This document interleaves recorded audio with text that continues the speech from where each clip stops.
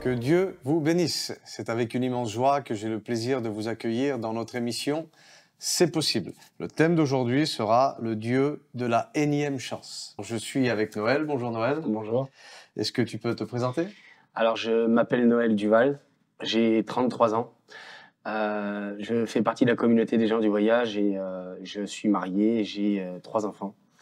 Et je vais à l'église Tout est possible avec Jésus à Paris. Alors, comme on le dit, on ne naît pas chrétien, on le devient. Oui. Est-ce que tu pourrais nous expliquer ton premier rapport avec Dieu ou les choses de Dieu? Alors, j'ai connu les choses de Dieu. Alors, dans mon foyer maternel et paternel, on ne connaissait pas les choses de Dieu. On n'a jamais fait d'expérience. On ne nous a jamais apporté véritablement les choses de Dieu chez nous. On a découvert par nos propres moyens. J'avais un oncle à moi qui lui, faisait aller aux réunions, aller à l'église, qui était paralysé. Alors, je l'avais emmené 1 ou 2 fois et c'est là où j'ai connu la réunion évangélique sans véritablement faire d'expérience. Et un jour, j'ai pris la décision, chez nous, c'est très commun, on se marie jeune, ou du moins on se met en couple très jeune. Et j'ai pris la décision de partir en mission évangélique. En fait, c'est des groupements de caravanes qui partent et ils ont des rassemblements où il y a des églises nomades, on va dire. J'ai voyagé donc avec la communauté des gens du voyage où il y avait les missions évangéliques. Et j'ai fait ma première expérience en allant à une réunion toute simple, une réunion de jeunesse. Tu avais quel âge là? J'avais 17 ans, j'ai fait ma première expérience. Et ce jour-là, quand j'ai fait cette expérience avec Dieu, j'ai reçu le baptême du Saint-Esprit ce jour-là. D'accord. J'ai été baptisé du Saint-Esprit et c'est à partir de ce moment-là où j'ai commencé à suivre Dieu dans ma jeunesse, on va dire. Et ensuite, j'ai continué pendant 2 mois à suivre la mission évangélique. Et à la fin des 2 mois, je me suis baptisé. D'accord. Je me suis fait baptiser. Et après, je suis rentré chez moi sur Paris. Tu reviens à Paris. Tu continues d'aller à l'église ou Alors, qu'est-ce qui se je continue d'aller à la Réunion à côté de chez moi, donc pas très loin de chez moi. Donc, il y avait une église évangélique de sédentaires. Je continue à aller à la Réunion, mais ça me donne pas plus envie d'y aller en fait. J'ai pas envie d'y aller. Je cherche par tous les moyens à essayer d'y aller, mais ça me donne pas plus envie. Il manque quelque chose. Il manque quelque chose. Donc je fuis les réunions. D'accord. Et tu reprends après Je reprends un petit peu ma vie normale, sauf que en fait je commence à j'étais boxeur dans ma jeunesse et je fréquentais des gens dans la boxe avec qui j'étais tout le temps. En fait, cette compagnie pour moi a eu une très grosse influence et cette compagnie m'a fait arriver dans un système où je commençais à faire des erreurs, des conneries dans ma vie, des bêtises, des petites tombes bêtises. en prison. Et après, par la suite, je tombe en prison. D'accord. Et quand tu tombes en prison, on dit c'est au pied du mur qu'on voit le maçon. Et souvent, quand on a un besoin, voilà, on va essayer de se tourner de se donner à d'autres solutions. Est-ce que là, dans cette prison, tu cries à Dieu de suite? Qu'est-ce qui se passe? Alors, je crie pas à Dieu tout de suite. En fait, la première fois où je crie à Dieu, vraiment, c'est quand je suis en garde à vue. Au bout de 4 jours de garde à vue, le temps est très long et j'ai plus d'issue. Et on m'annonce que je suis dans une grosse enquête criminelle. Du moins, au début, c'est une grosse enquête criminelle. Il y a des gros faits. Pour moi, on commence à m'annoncer que je pars pour des années et des années de prison.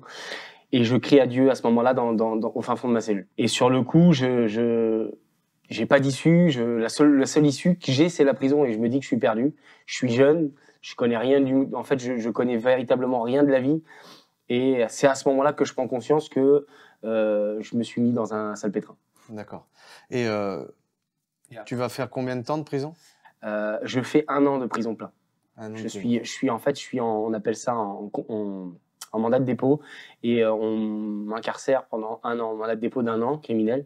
Et au bout d'1 an, on réévalue en fait la possibilité ou pas de sortir. Ça ne veut pas dire qu'on peut sortir. On réévalue en fait. Il y a une évaluation qui est faite devant un juge d'application des peines. D'accord. Et je suis réévalué 1 an plus tard et je sors au bout d'1 an de prison. Et quand tu étais dans cette prison, ton rapport avec Dieu, ta relation avec Dieu, comment elle se passe? J'ai eu un peu de temps. En fait, quand je suis rentré en prison, j'ai pris conscience qu'il fallait que j'assume mes erreurs, que j'assume toutes les conneries que j'avais pu faire auparavant. Et donc, par mes propres moyens, j'ai décidé d'affronter ce problème seul. Et Il y a eu des moments où j'ai eu des faiblesses en étant en prison parce que je me suis retrouvé dans des bêtises en prison où j'avais des téléphones en prison et c'est pas autorisé. Et donc, je me suis retrouvé au quartier disciplinaire, c'est-à-dire au mitard. Ouais, tu fais de la prison dans la prison, quoi. Exactement. Et donc, au quartier disciplinaire, au mitard, tu te retrouves vraiment sans rien du tout, dans une pièce vide, avec un matelas et un oreiller pour dormir et ta Bible pour lecture. Et donc, je lisais ma Bible au mitard. Et ce jour-là, j'ai demandé à Dieu de pouvoir m'aider, de pouvoir me sortir de mes problèmes. Et en fait, c'était simplement que pour mon intérêt. Et je me suis rendu compte à ce moment-là que les choses de Dieu, on ne les demandait pas pour notre propre intérêt, on les demandait plutôt parce que Dieu est grâce, tout simplement. Ouais. Et forcément, tu sors de prison et là, Je sors de prison. qu'est-ce que tu fais? Tu te ranges? Tu essayes d'arranger ta vie avec Dieu ou comment ça se passe? Alors oui, je me range. Pour moi, quand je sors de prison, j'ai plus du tout envie d'y retourner. La prison, pour moi, c'est plus du tout envisageable. Alors je travaille, je suis ouvrier dans une entreprise. Et les choses de Dieu, par contre, je retrouve la liberté. Pour moi, véritablement, pour moi, Dieu, Tu le mets de côté. il est complètement de côté. Ça m'arrive d'y penser parce que j'avais déjà véhiculé le Saint-Esprit, enfin, j'avais déjà été béni par le Saint-Esprit. Et je sais qu'à chaque fois, souvent, il m'est arrivé d'avoir des pensées où il fallait que je pense à Dieu. Néanmoins, ça ne voulait pas dire que je voulais y retourner. D'accord. Et qu'est-ce que tu fais après? Parce qu'on a discuté un petit peu, tu as été pris par d'autres vices. Alors, j'ai été pris par d'autres vices, oui, effectivement. J'ai eu, pareil, je fréquentais des gens on va dire, entre guillemets, de la télévision, des gens des caméramans, des réalisateurs, et ces gens-là étaient dans un monde, c'était le monde de la nuit, quoi. C'était un monde qui était lié par la drogue, et vu que j'étais une personne extrêmement influençable, j'ai goûté à la drogue. Et le problème, c'est que j'ai goûté, mais j'ai pas que goûté, j'ai été enchaîné par la drogue, en fait. Et il y a un moment donné où t'en peux plus. Il n'y a pas que la drogue qui fait que j'en peux plus. Il y a tout le système qui fait que la drogue m'a complètement éloigné des gens de ma famille. En fait, ma famille, je m'étais moi-même enfermé dans une prison et ma famille, elle, de son côté, eux étaient chrétiens, vivaient véritablement les choses de Dieu.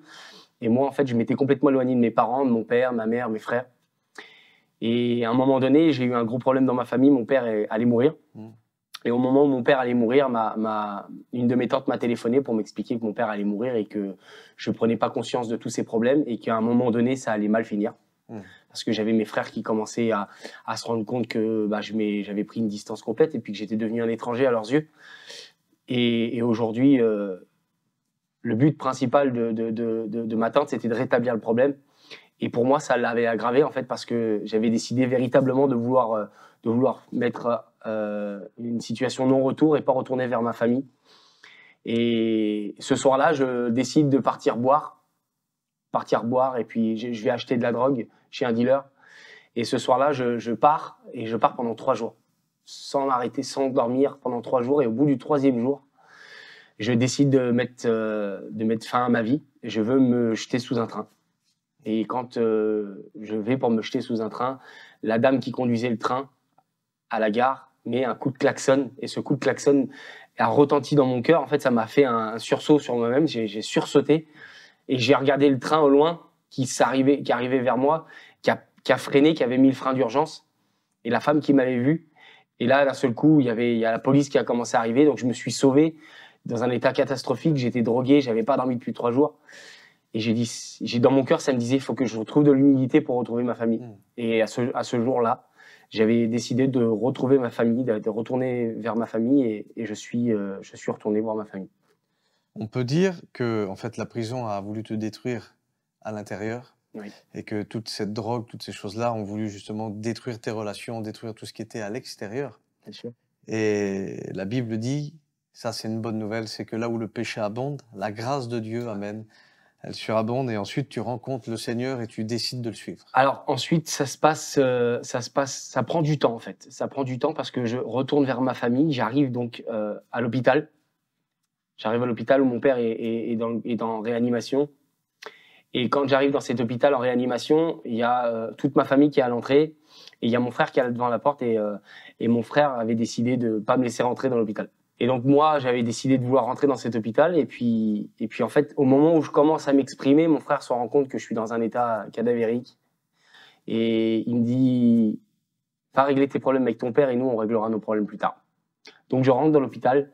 Et quand je marche dans l'hôpital le temps du trajet pour arriver jusqu'à la chambre de mon père, à l'intérieur de moi, il y a plein de questions qui se posent. Je ne sais pas comment réagir devant mon père. Je ne sais pas qu'est-ce que je vais lui dire. Et en fait, quand j'arrive dans cette chambre, je vois un lit qui bouge pas. Une personne qui bouge pas, qui a pas de signe. La seule manière de s'exprimer de mon père, c'était ses yeux. Alors mon père me regardait et quand il m'a vu, ses larmes ont coulé sur son visage. Et en fait, même avant de lui dire pardon à mon père, je savais que le fait d'être là, déjà, il m'avait pardonné. Et en fait, je savais pas que auparavant, mon père n'était pas chrétien et il avait accepté Dieu. Il avait accepté Dieu. Il avait transformé sa vie aussi dans son cœur. C'était une personne complètement différente.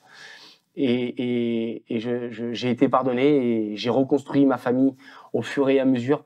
J'ai beaucoup demandé pardon à ma mère des erreurs que j'avais pu faire dans ma vie.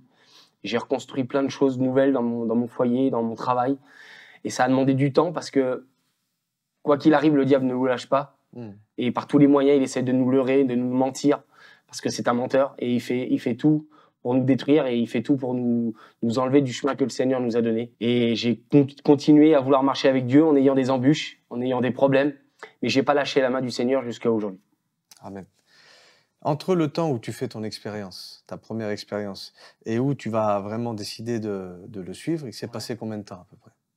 La toute première expérience, il s'est passé 5 ans. Le thème qu'on est en train de voir aujourd'hui, c'est le Dieu de la énième chance, d'accord? Et si toi, tu aurais un conseil à donner à celles et ceux qui nous écoutent, quel serait le conseil que tu leur donnerais? Le conseil que je leur donnerais, c'est que malgré les erreurs, malgré les problèmes qu'on peut avoir dans une vie, malgré le péché que nous avons pu entretenir, les choses que nous avons pu faire dans notre vie qui peuvent détruire des familles, qui peuvent détruire des foyers, qui peuvent détruire notre santé, toutes ces choses-là, malgré toutes ces choses-là, je pense que pour ma part, en tout cas, ça a été une victoire pour moi.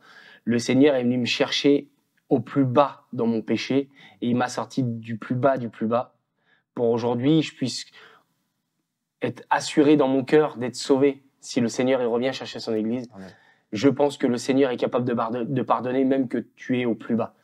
La seule solution, c'est de pouvoir avoir de l'humilité et de se rendre compte qu'aujourd'hui, le péché est simplement ici sur la terre pour détruire l'humain et le cœur de l'homme et pour nous envoyer en enfer. Néanmoins, aujourd'hui, le Seigneur, comme Christ l'a dit, la grâce surabonde, le Seigneur est là pour nous pardonner de nos péchés et à nous de prendre conscience que dans l'humilité, dans l'obéissance et l'amour, on a des victoires. Ésaïe chapitre 42 à partir du verset 3. Il est dit ceci, « Il ne brisera point le roseau cassé », et on parle de Dieu, « et il n'éteindra point la mèche qui brûle encore, et il annoncera la justice selon la vérité. » Il ne brisera pas le roseau cassé. Il faut savoir que Israël était un peuple qui travaillait manuellement et qui se servait de certains ustensiles pour pouvoir fabriquer des chaises, des paniers et toutes ces choses-là. Et Israël avait une manie, c'est que quand on prenait des roseaux pour justement faire ce travail, et si le roseau était un peu tordu ou si le roseau était un petit peu cassé, ils le prenaient, eux, et ils se disaient que ça ne servait à rien et ils le jetaient. Et là, Dieu est en train d'expliquer que ce que vous auriez jeté, ce que vous auriez mis de côté, moi, je vais le prendre et je ne vais pas le briser. Et je vais exercer ma justice selon ma vérité. Et j'aimerais dire à quelqu'un, peu importe ce que tu as fait, peu importe qui tu es, il y a un message qui demeure le même, c'est que Jésus t'aime. Et il n'est pas non seulement le Dieu de la seconde, de la troisième ou de la quatrième, mais le Dieu de la énième chance. Et Dieu t'aime et il fera tout ce qui est en son pouvoir afin que tu puisses être au bénéfice de ses mains. Que Dieu te tourmente avec cette parole et que Dieu vous bénisse.